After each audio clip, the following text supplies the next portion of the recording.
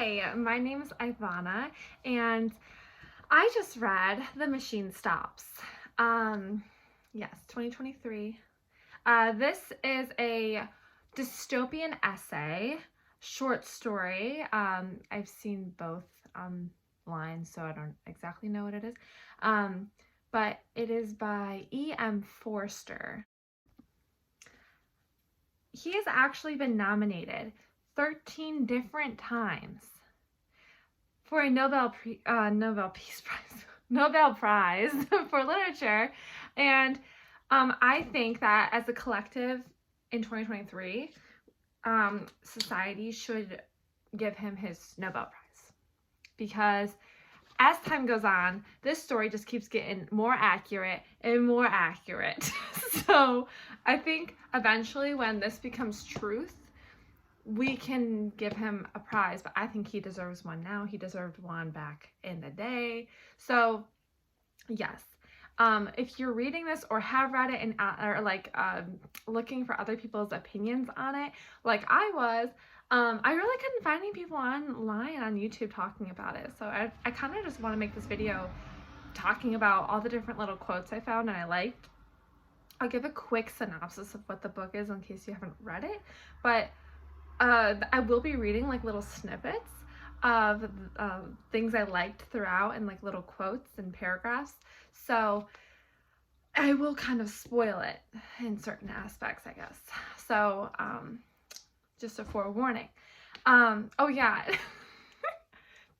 So if you're wondering what I'm wearing, this on my lips is here, let me try to get it in focus. It's Lip Smacker cotton candy. It's exclusive, so you might not be able to find it in stores. And then I get asked a lot about this necklace. It's actually the necklace that Tomb Raider wears, Lara Croft, in her video games, and I got it off of Etsy. If you want the link, just ask me in the comments and I'll provide it.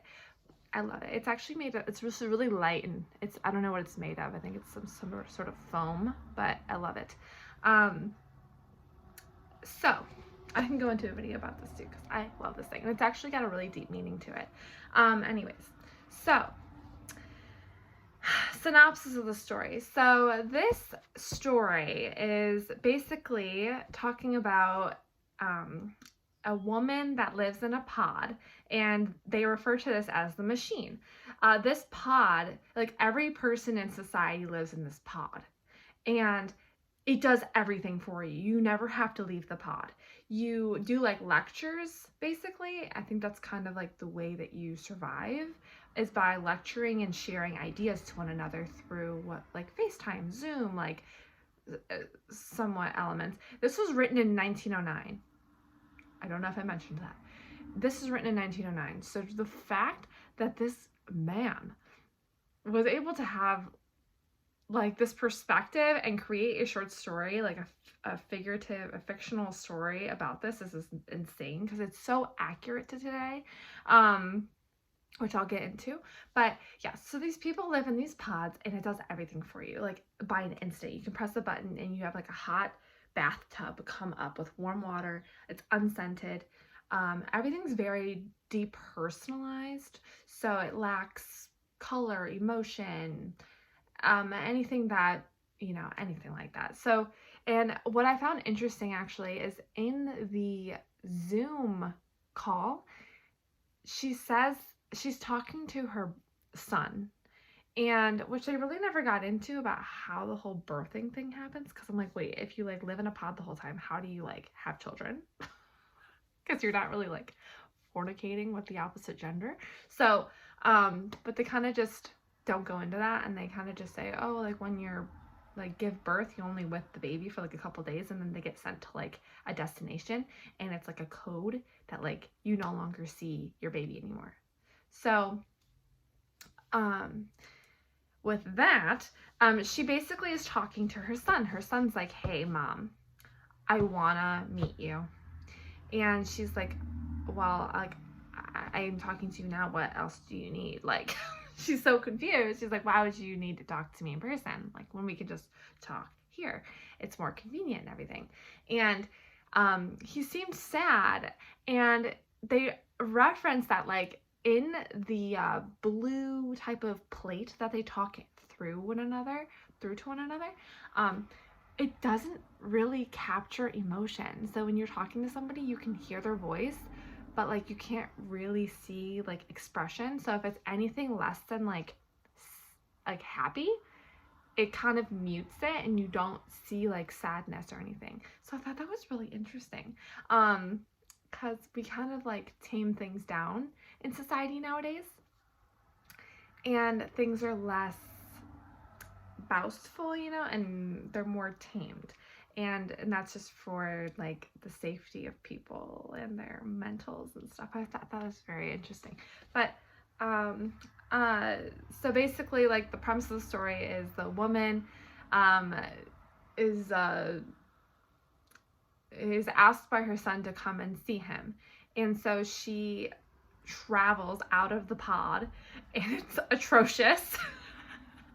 And she has to find her way across the world to her son Kuno, and her name's Vashti. And so she like travels all the way across the world in like this plane, and there's like a bunch of circumstances that are super funny, and they're like, she's super uncomfortable because she has to like interact with other people, and there's little awkward social interactions that happen, and like no one knows how to like handle it because usually the machine does it for you. Like if you drop something, the machine picks it up. So it's so funny. There's like an instant where someone drops something and everyone kind of looks at it and they're like, and no one knows like if to pick it up for them or something, and they just leave it on the ground. It's like a book, and they just leave it on the ground. And then everyone just like walks by it. They'd rather like not even like accept the fact that someone dropped something than to just like pick it up. It's hilarious. And yeah, just to not spoil it, basically, like, that's what happens. She travels across and she meets her son, and her son has a story for her. And by the name of the title, you can kind of foreshadow that the machine eventually stops. So based on that, the rest of like the quotes I want to give are just very introspective to how you can relate it to today. And I want to get your guys' ideas of like what, like, your kind of opinions about these quotes. There's some quotes that I feel like I know pretty well, but some of them I still don't really understand. And so I kind of wanted to come to YouTube to see if anyone else has some good ideas about it. So I printed it off, and I highlighted some little quotes I wanted to mention that I thought were funny or interesting. So the first one I mentioned is going to be the chapter 2 in the mending apparatus. This is a 25-page story. You could read it in an hour.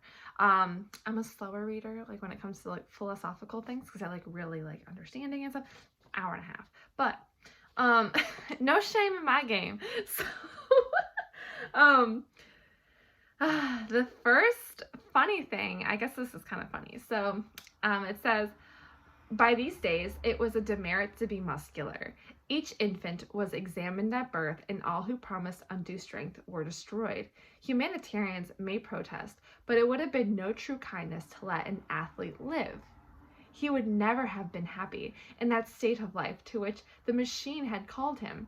He would have yearned for trees to climb, rivers to bathe in, meadows and hills against which he might measure his body. Man must be exposed on Mount Taygetus. So,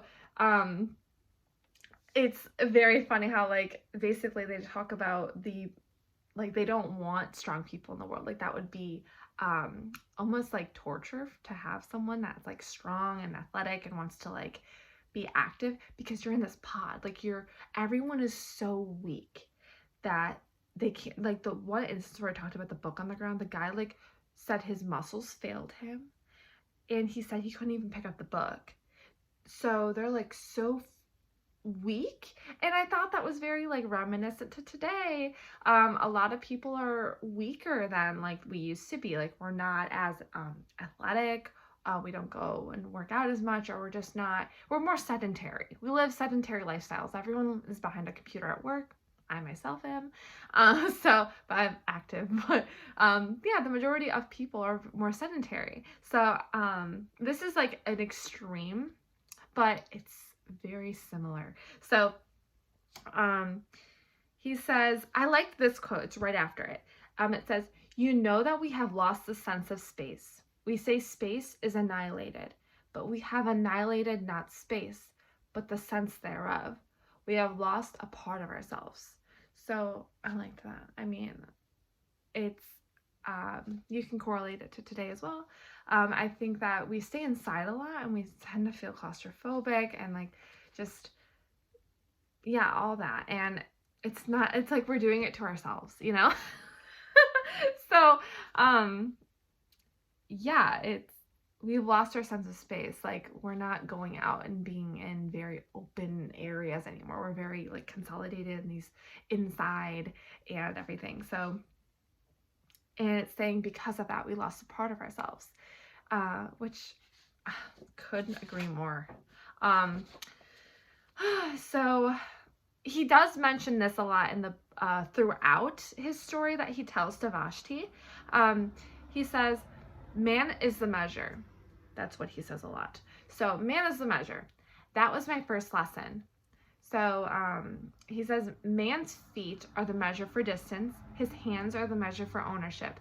His body is the measure for all that is lovable and desirable and strong. So he mentions man as the measure a lot. And he even says man is the measure for the machine. So here he says, I feared something far more intangible, doing what was not contemplated by the machine. So people fear to do anything that they didn't know outside of the machine. He says, then I said to myself, man is the measure. And I went, and so he did what he was going to do, that he was afraid of. And he did it by telling himself man is the measure. So having security in like being a human as being like the top of everything, it's like that's how I kind of see it. It's like it's not scary anymore because man is the measure. It's not the machine. So I don't know, kind of tell me what you think about that one, because I like the man is the measure thing. I don't know if it's just as plain as what he said in the beginning, where it's like we measure our feet with distance and hands. He might have just meant that, but maybe I'm just reading too much into it. There's nothing wrong in doing that, but so that was that part. So I think we get more into, I like this. I liked it because it kind of gets back down into the roots of being a human being. So it says, I felt that humanity existed and that it existed without clothes. How can I possibly explain this? It was naked. Humanity seemed naked. And all these tubes and buttons and machineries neither came into the world with us, nor will they follow us out, nor do they matter supremely while we are here. Had I been strong, I would have torn off every garment I had and gone out into the outer air unswaddled, but this is not for me, nor perhaps for my generation. So I like that. It was like he leaves the pod, spoiler, and he gets the sense that like we're not meant to be like in these, like we're just meant to like be naked, and humanity is not like, it's us without all these things. Like we're not any of these things. We're just who we are. And we didn't come into the world swaddled, and we won't be leaving the world swaddled or with these machines or with our technology. And supremely, they don't matter. So I liked that. I liked that a lot. It's another one.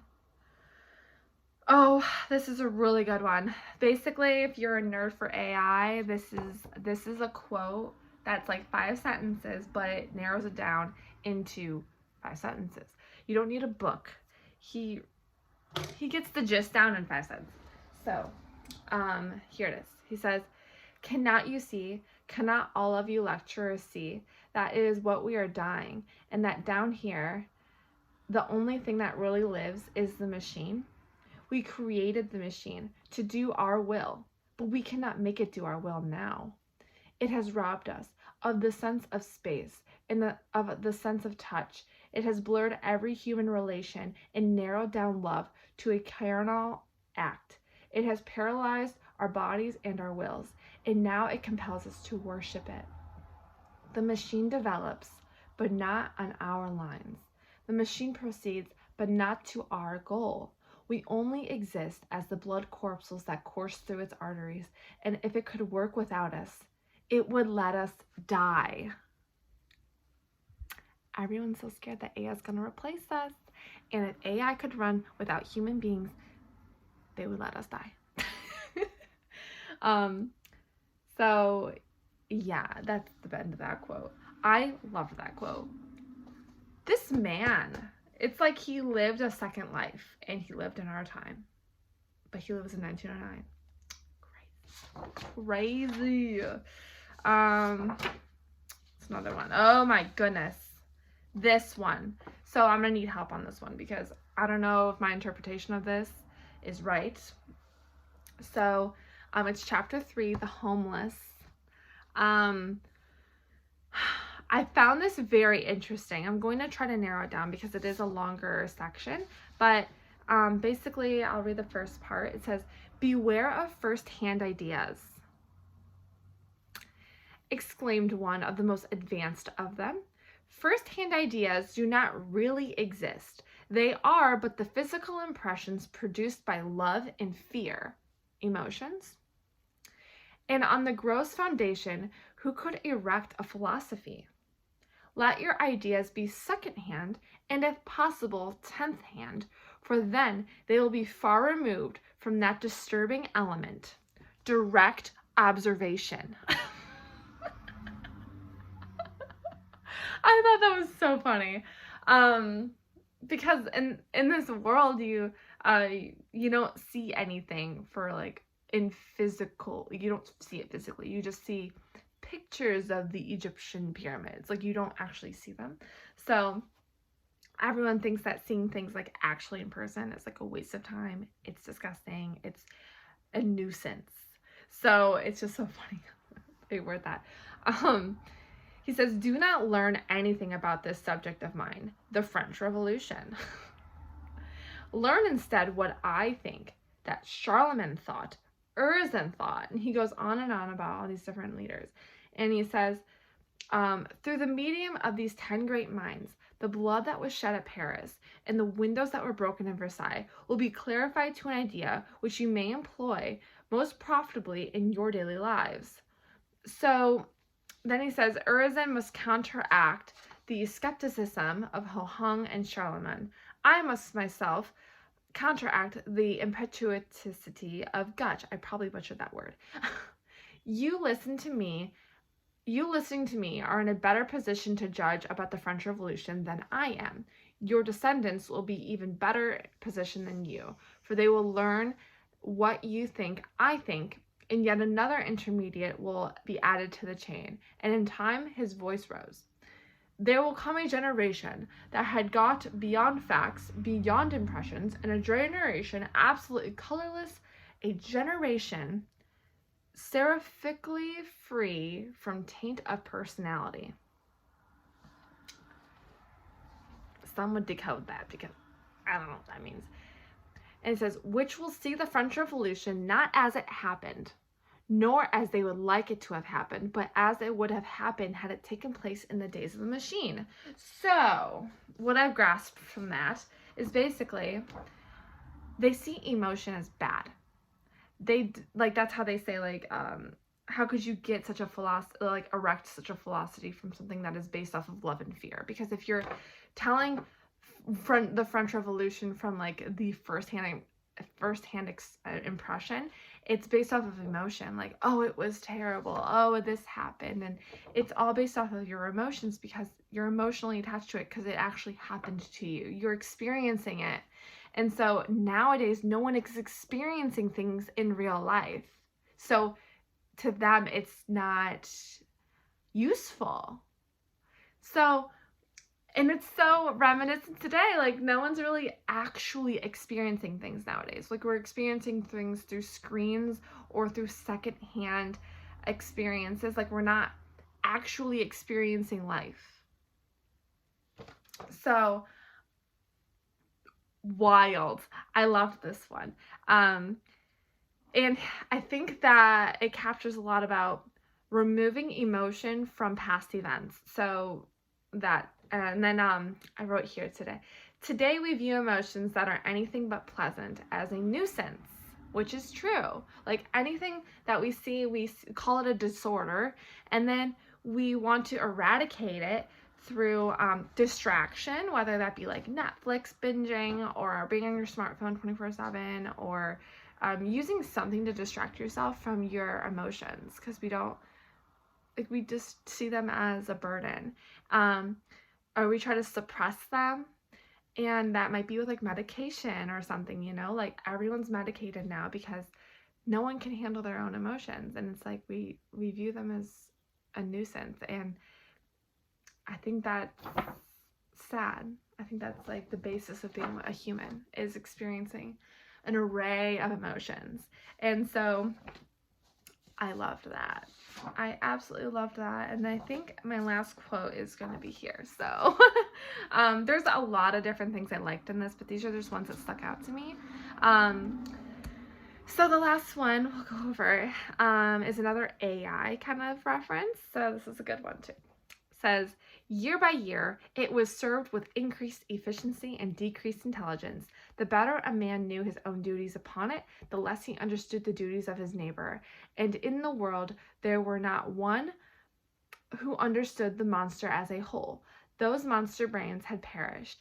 They had left full directions, it is true, and their successors had each of them mastered a portion of those directions. But humanity, in its desire for comfort, had overreached itself. Oh, we're all too comfortable. It has exploited the riches of nature too far. Very true. Farming, we're like just like trying so hard to produce all like more than what is naturally possible. Like giving chickens, like making chickens grow like 10 times their size for more meat. Like it's just like, yeah. Taking the riches of nature too far. Very true. And then it says, quietly and complacently, it was sinking into decadence, and progress had become to mean the progress of the machine. So, I see that basically as it is. Like, we made technology so that we as humans could progress. But in reality, we're no longer progressing, kind of. I feel like we're not progressing, and it's the machine, the technology, and all that that's progressing, and we're degressing. So, oh my goodness, this is like a Twilight Zone of a dystopian essay. Highly recommend this. This is a fun read for anyone that likes dystopian worlds. Low-key want to watch Hunger Games again. Divergent is a great example of a dystopian movie. That's old. I don't even know when that came out. But yeah, this is a great little short story to read. There's printable versions of this you can do, or you can just read it on your phone. But yeah, this is a great little short story. It's 25 pages. Highly recommend. Please like chat with me in the comments, or if you guys know of a place where we could like chat and I could like actively, or I can go on live on YouTube, you guys could like, we could talk, we could set up a time. Let me know, because I would love to talk about this. The only person that I've been talking to about this is like my husband, but he's not really into this, and then my dad. So I would like to talk about this with more people. If you've read this, please let me know. But yeah, get you some lip smack. Peace out.